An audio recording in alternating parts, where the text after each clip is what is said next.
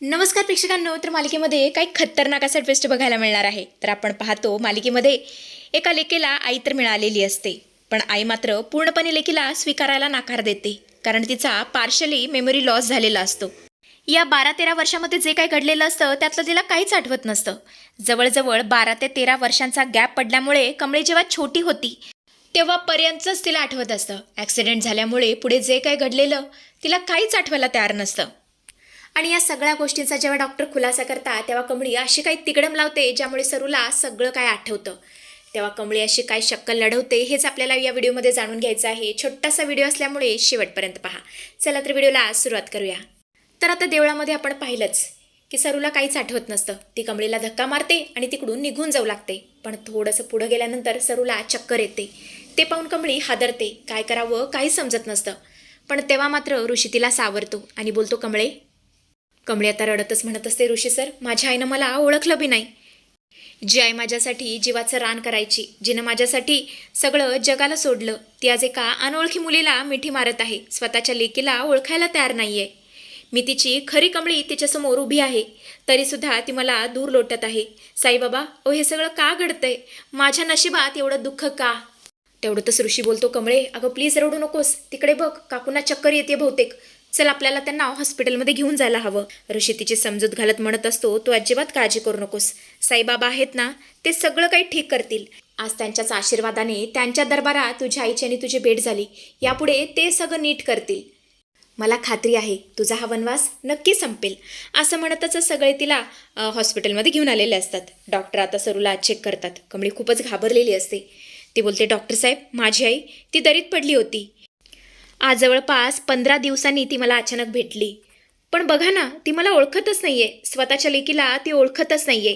एका 12-13 वर्षाच्या मुलीला ती कमळी अशी हाक मारतीये, कमळी समजतीये. डॉक्टर साहेब, असं का घडतंय? तेव्हा डॉक्टर बोलतात, हे बघा, बहुतेक तुमच्या आईचा पार्शल मेमरी लॉस झालेला आहे.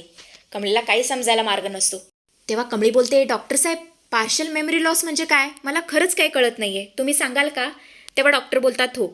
सोप्या भाषेत सांगायचं गेलं तर गेल्या 12-13 वर्षात त्यांच्या आयुष्यात जे काही घडलंय ना, ते त्यांच्या मेंदूतून पुसून गेलंय. त्यांना फक्त 13 वर्षापूर्वीच्या गोष्टी आठवत आहेत. म्हणूनच त्यांच्या मते त्यांची कमळी आजही 12-13 वर्षाचीच आहे. तुमचा सध्याचा चेहरा त्यांच्या स्मृतीत नाहीये. तुमच्या लक्षात येते ना मी काय म्हणतोय ते? आणि हे सगळं ऐकून कमळीला खूप मोठा धक्का बसलेला असतो. ती धक्क्याने जोरातच ओरडते, काय म्हणजे माझी आई मला कधीच ओळखणार नाही? डॉक्टर, मी आत्ताच तिला उठवते. तिला ओरडून सांगेन की आई, मीच तुझी कमळी आहे.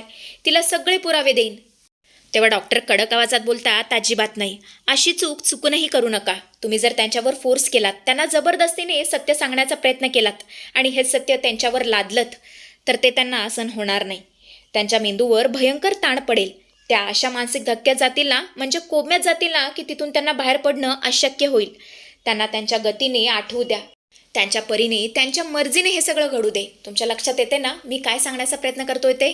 तेव्हा कमळी बोलते, हो डॉक्टर साहेब, पण मला खरं समजत नाहीये, मी काय करू? मी इतके दिवस कशी शांत बसू? तेव्हा डॉक्टर बोलतात, एक पर्याय आहे. जर तुम्ही अशी व्यक्ती शोधून आणली जी 12-13 वर्षापूर्वी त्यांच्यासोबत होती, तर त्या व्यक्तीला बघितल्यानंतर कदाचित त्यांना शुद्ध येईल, म्हणजे स्मृती परत येईल. तेव्हा कमळी बोलते, तशा तर 2च व्यक्ती आहेत, माझे वडील आणि आबा. आबा तर गेलेत, पण वडील कुठे आहेत हे मला माहीत नाही. पण तेच आता माझ्या आईला नीट करू शकतात. इकडे आपण महाजनांच्या घरी पाहतो तर काय एक वेगळंच कारस्थान शिजत असतं. ऋषीने ऑलरेडी राजनला फोन केलेला असतो आणि आधीच कल्पना दिलेली असते की कमळीच्या आईला शुद्ध आली आहे, तुम्ही येऊ शकता. आजी, राजन दोघेही निघालेले असतात हॉस्पिटलसाठी, कमळीच्या आईला बघण्यासाठी. तेवढ्यातच आजोबा हट्ट धरतात आणि बोलतात की मला सुद्धा तिकडे यायचं आहे, कारण त्याला माहिती असतं की तीच त्यांची सून आहे, राजनची बायको आहे. पण सांगणार कसं? त्यामुळे ते हट्ट धरतात की ते सुद्धा हॉस्पिटलला येणार. तेव्हा आजी बोलतात, चला तुम्ही सुद्धा भेटा कमळीच्या आईला. पण इथे मात्र या कामिनीने एक वेगळाच डाव साधलेला असतो. ती हळूच गेटमधून आतमध्ये बघत असते आणि आतमध्ये शिरते. त्या कामिनीला बघितल्यावर आजीच्या तळपायाची आग मस्तकाला गेलेली असते. आजी आता जोरातच ओरडते, कामिनी, तू इथे काय करतेस?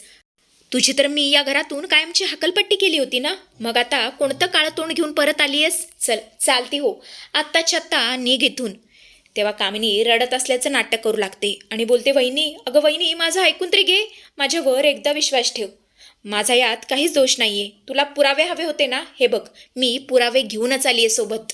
कामिनी सुहास नावाच्या नोकराला पुढे करते आणि बोलते, सुहास सांग बहिणीला की त्या दिवशी दादाबरोबर काय घडलं होतं ते.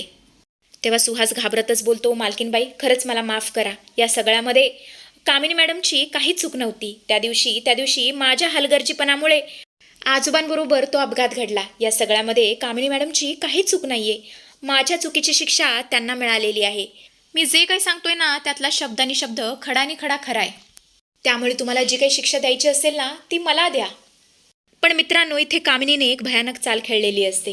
तिने या सुहासला पैशांचा आमिष देऊन हा सगळा आळ स्वतःवरती घ्यायला लावलेला असतो. आजी आता बोलते, हे बघ कामिनी, आमचा तुझ्यावर तीळ मात्रही विश्वास नाहीये. तू काय लायकीची आहेस ना हे आम्हाला चांगलंच माहिती आहे. पण आता हा सुहास स्वतःहून कबुली देतोय, त्यामुळे नाईलाजाने मला तुला या घरामध्ये राहू द्यावं लागेल. पण एक लक्षात ठेव, माझी नजर रात्रंदिवस तुझ्यावर असेल. एक चूक जरी केलीस ना तर गाडून टाकेन, लक्षात ठेव. अशी सरळ सरळ धमकी आता तिने कामिनीला दिलेली असते. इकडे आता हॉस्पिटलमध्ये सरूला शुद्ध येते. ती आजूबाजूला पाहते आणि घाबरून आरडाओरड करायला सुरुवात करते. सरू आता ओरडतच म्हणत असते, कोण आहात तुम्ही लोक? मला इथे का आणलंय? सोडा मला माझ्या कमळीकडे जायचंय, सोडा मला. कमळी आता सांगणारच असते की तीच कमळी आहे, पण तेवढ्यातच तिला डॉक्टरांचे शब्द आठवतात. ती ठरवते की आईसमोर लेक म्हणून नाही तर एक अनोळखी व्यक्ती म्हणून जायचं. कमळी एकदम शांत बोलते, अहो ताई शांत व्हा. तुम्हाला चक्कर आली होती ना म्हणून आम्ही तुम्हाला इथे हॉस्पिटलमध्ये आणलं आहे. पण तुम्ही अजिबात काळजी करू नका. आम्ही तुमच्या कमळीला सांगितले, ती येईल तुम्हाला भेटायला. आणि तसं पण तुम्ही इथे सुरक्षित आहात, काळजी करू नका काकू. तेव्हा सरू बोलते, हे बघा मला काही ऐकायचं नाहीये. माझी कमळी कुठं आहे? मला आत्ताच्या आत्ता माझ्या लेकीला भेटायचं आहे. बोलवा तिला बरं पटकन. तेव्हा कमळी बोलते, हो भेटूया ना, तुमच्या कमळीला आपण जरूर भेटूया. पण आधी तुम्ही सांगाल का की ती कुठे राहते? कारण तिचा जोर पत्ता मिळत नाही तोवर आपण तिला शोधणार कसं ना. तेव्हा कमळीची आई बोलते, ती ना गावी असते, आमच्या गावी असते, तिला तिकडून बोलवाल का? तेव्हा कमळी बोलते, हो काकू आम्ही बोलवतो, पण तुम्ही सांगाल का की कमळीचा बाप कोण आहे? म्हणजे कसं आम्हाला शोधायला सोपं जाईल. आणि हे ऐकल्यावर सरूचा चेहरा बदलतो. तिच्या डोळ्यात एक वेगळीच चमक आणि राग येतो. सरू आता कमळीकडे रागाने बोट दाखवते आणि बोलते, एक मिनिट, तू मला असं का विचारतेस? तू त्या नीच कामिनीचा माणूस आहेस का? हो. तू मला इथे मारायला आली आहेस का? माझ्या कमळीला मारायला आली आहेस का? पण एक लक्षात ठेव, जोपर्यंत या कमळीची आई जिवंत आहे ना तोपर्यंत माझ्या लेकीच्या केसालाही धक्का लागू देणार नाही मी. तेव्हा कमळी बोलते, हो कशाला मी तुम्हाला मारू आणि तुमच्या कमळीला मारू? मी तर साधी माणसं आहोत. आणि कोण कामिनी? मला खरंच काही माहीत नाहीये. तुम्ही सत्य सांगाल का? कोण आहे कमळीचा बाप आणि कोण आहे कामिनी? तेव्हा सरू बोलते, माझ्या कमळीचे वडील ते मुंबईचे लई मोठे उद्योगपती आहेत. ते वाळुंज गावाला एका प्रोजेक्टसाठी आले होते. तिथेच आमची भेट घडली आणि त्यानंतर आम्ही एकमेकांच्या जीवापाड प्रेमात पडलो. पण त्यांची ती आत्या, ती कामिनी एक नंबरची नालायक आणि खुनी बाई आहे. तिने माझ्या लेकीच्या जीवावर उठण्याचा प्रयत्न केला. आम्हाला मारण्यासाठी तिने ते गुंड पाठवले, म्हणून तर आम्ही गावात राहायला आलो. कमळी बोलते, कामिनी? कोण बरं कामिनी? तेव्हा सरू बोलते, ती माझ्या नवऱ्याची आत्या आहे, एक नंबरची सरबाट बाई आहे. आणि हे सगळं ऐकल्यावर कमळीच्या पायाखालची जणू काही जमीनच सरकते. तिला हळूहळू खात्री पटू लागते. त्यामुळे ती एक शेवटचा प्रश्न विचारते. कमळी थरथरत्या आवाजात विचारते, ताई तुमचं खरं नाव सांगाल का? तेव्हा सरू बोलते, हो माझं नाव गौरी आहे, गौरी. आणि गौरी हे नाव ऐकल्यावर कमळीला 100% खात्री पटलेली असते की राजन काकाच तिचे खरे वडील आहेत. ती क्षणाचाही विलंब न करता बाहेर येते आणि राजनला फोन करते आणि बोलते, राजन काका तुम्ही कुठे आहात? ताबडतोब हॉस्पिटलमध्ये या, खूप महत्त्वाचं काम आहे. आणि सोबत कोणालाही आणू नका, एकटेच या. तेव्हा राजन बोलतो, आई आणि बाबांना मी घेऊन येणार होतो. तेव्हा कमळी बोलते, नाही तुम्ही एकटेच या. कारण तिला असं वाटतं त्या दोघांना बघितल्यानंतर कदाचित सरूला दडपण येऊ शकेल आणि म्हणूनच तिने राजनला एकट्याला यायला सांगितलेलं असतं. राजन आता हॉस्पिटलमध्ये आलेला असतो. तो जोरातच ओरडतो, गौरी तू इथे कशी? आणि कमळी तुला गौरी कुठे काय सापडली? तेव्हा बंड्या बोलतो, अहो साहेब ही गौरी नाही आहे, ही तर आमच्या कमळीची आय आहे. तेव्हा राजन डोकं धरून बोलतो, काय कमळीची आई? पण गौरी तू तर 6 महिन्यांपूर्वी मला भेटली होतीस ना, तेव्हा तू मला स्वतः म्हणाली होतीस की तू दुसरं लग्न केलंयस म्हणून तू तुझ्या संसारात सुखी आहेस, माझ्या संसारात लुडबुड करू नका असा तू आदेश दिला होतास. मग हे सगळं काय? तेव्हा कमळी मध्येच त्याला थांबवते आणि बोलते, नाही राजन काका, माझी आई कधीच खोटं बोलत नव्हती. तिने कधीच दुसरं लग्न केलं नाही. तिने आजवर फक्त तुमच्यावरतीच प्रेम केलं, बाकी कोणावरती नाही. तेव्हा राजन बोलतो, मग ती माझ्याशी खोटं का बोलली? तेव्हा कमळी बोलते, कसं आहे ना, तिला हे सगळं करायला भाग पडलं होतं. राजन बोलतो, कोणी? तेव्हा कमळी बोलते, कामिनीच्या भीतीने. कामिनी आत्याने माझ्या आईला धमकी दिली होती, जर तिने तुम्हाला खरं सांगितलं तर ती मला मारून टाकेल. माझ्या जीवाच्या भीतीने आईने हे दुसरं लग्न केल्याचं तुम्हाला खोटं सांगितलं. तेव्हा राजन बोलतो, कमळी, याचा अर्थ तू माझी मुलगी आहेस आणि ही माझी गौरी आहे. आणि तेवढंच गौरीला म्हणजे सरू काकूंना सुद्धा शुद्ध आलेली असते.